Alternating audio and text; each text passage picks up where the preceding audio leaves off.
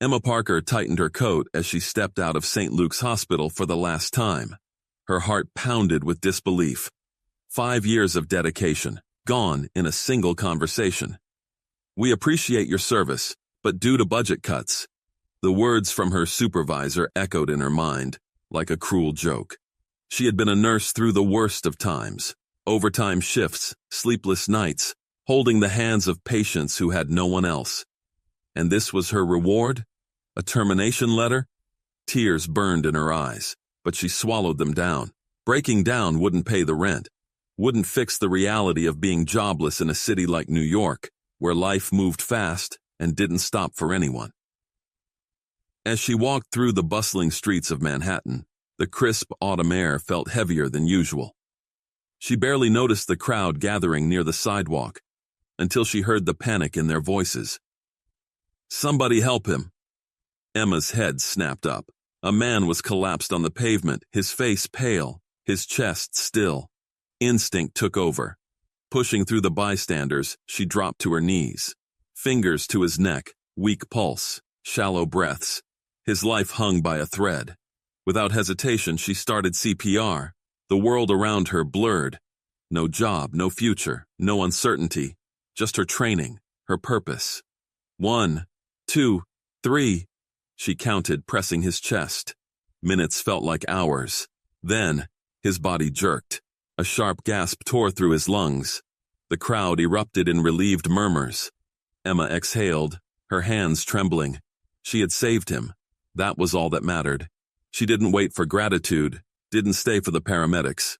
Just turned and walked away, unaware that in the next 24 hours, her life would change in ways she never imagined. Her mind replayed the moment over and over. The man on the pavement, his still body, the way he gasped for air when she brought him back. She had done what any nurse would do. Yet, something about it felt different. Morning sunlight streamed through her tiny apartment window as she sat at the kitchen table, staring at the stack of unpaid bills. Rent was due in a week. Her savings wouldn't last long.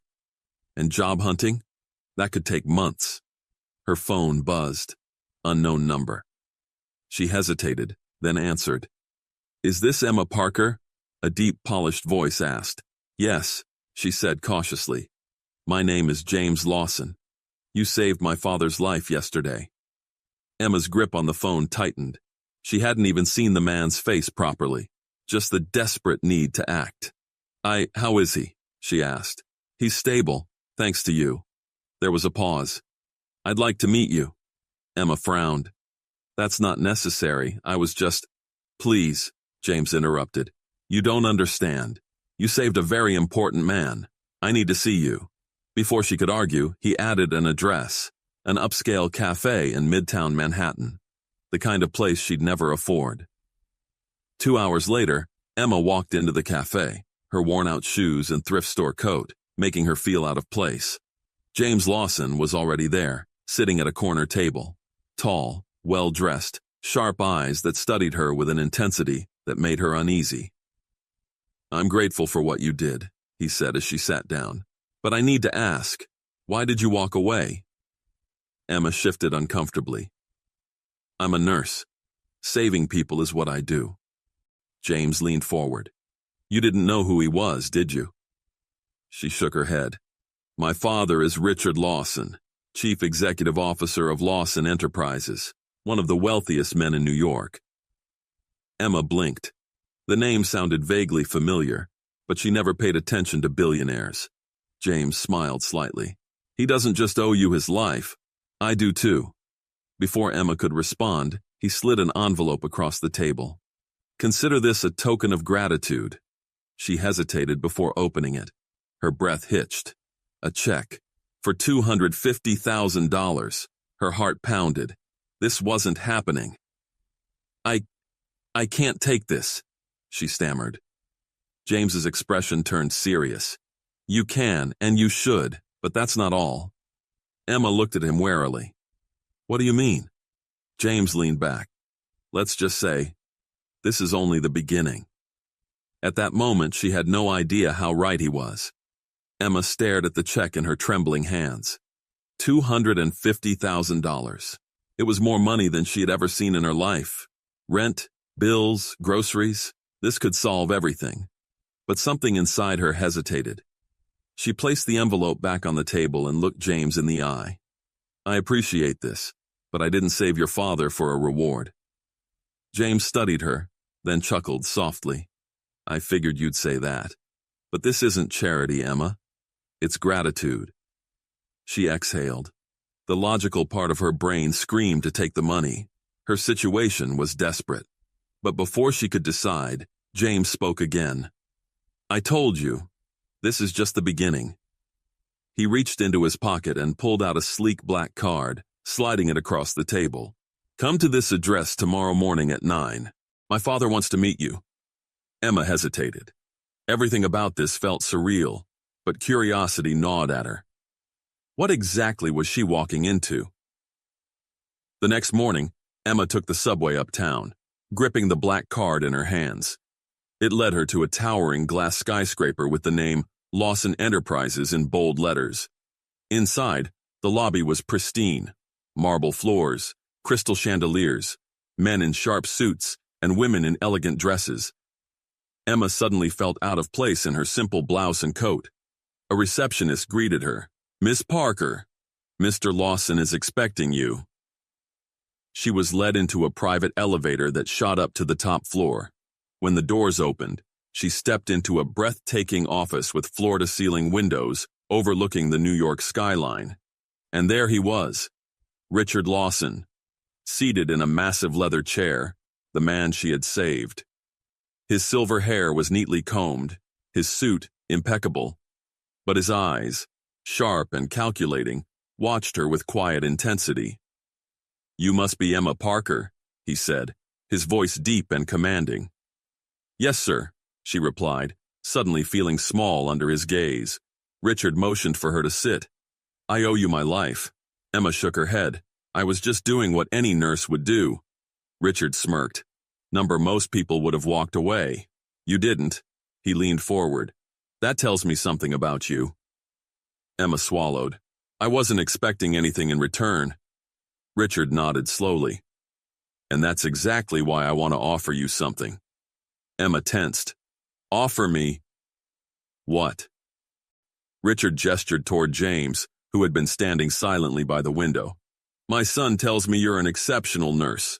Emma's brows furrowed. I lost my job. Richard waved a hand dismissively. Their loss, but my gain. He paused. I want you to work for me. Emma's heart skipped a beat. Work for you? As what? Richard's lips curled into a knowing smile. As my personal medical advisor, live-in, full benefits, triple what you were making before.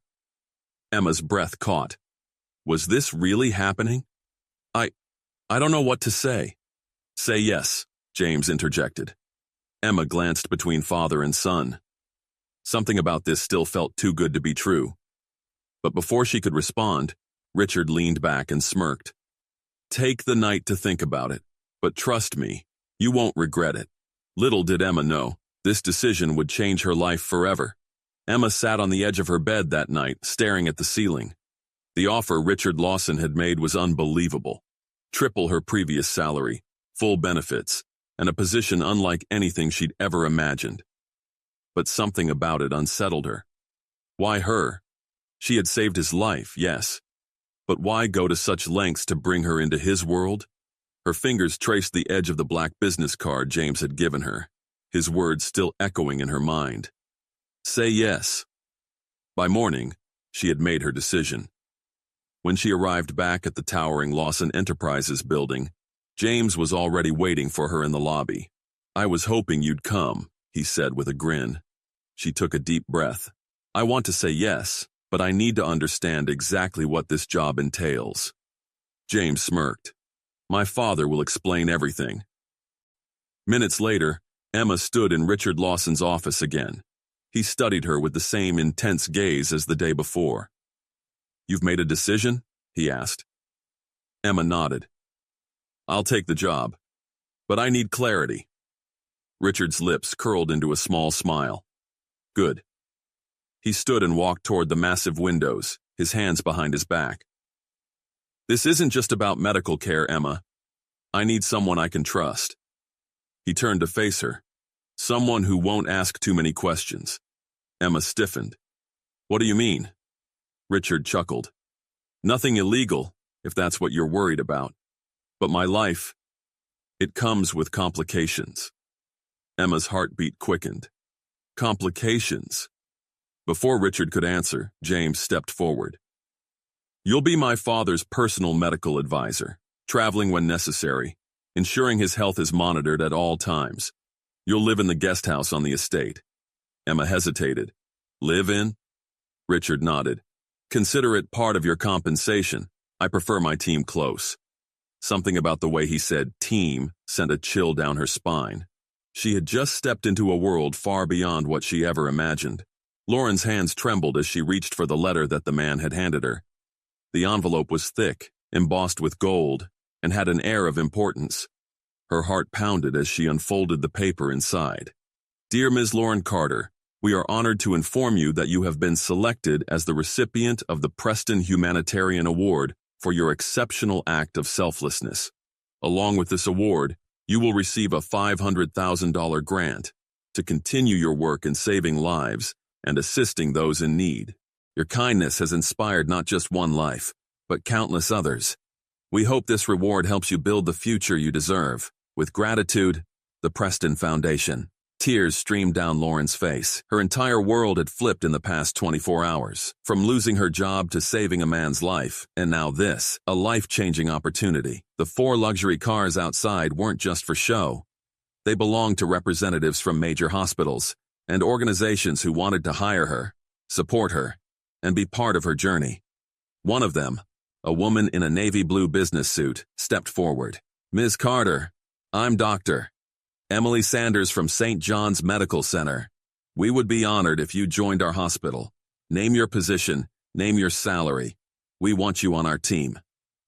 Another man, tall and serious-looking, stepped in. I represent a private medical institution that supports independent clinics. If you're interested, we can fund your own practice. Lauren was speechless. Just yesterday she had no job, no hope, no clear direction. And now doors were opening in ways she never imagined. She turned to Mr. Preston, who was watching her with a knowing smile. Why are you doing this for me? She asked, her voice barely above a whisper. He chuckled softly. Because, Lauren, when I was gasping for my last breath, you didn't see a wealthy man. You just saw a human in need. The world needs more people like you, and I won't let someone like you go unnoticed. Lauren took a deep breath, looking at the people around her. She had spent years caring for others, sacrificing, giving everything she had, without expecting anything in return. And now, life was finally giving back. With gratitude in her heart and a newfound sense of purpose, she smiled through her tears and whispered to herself, "This is just the beginning."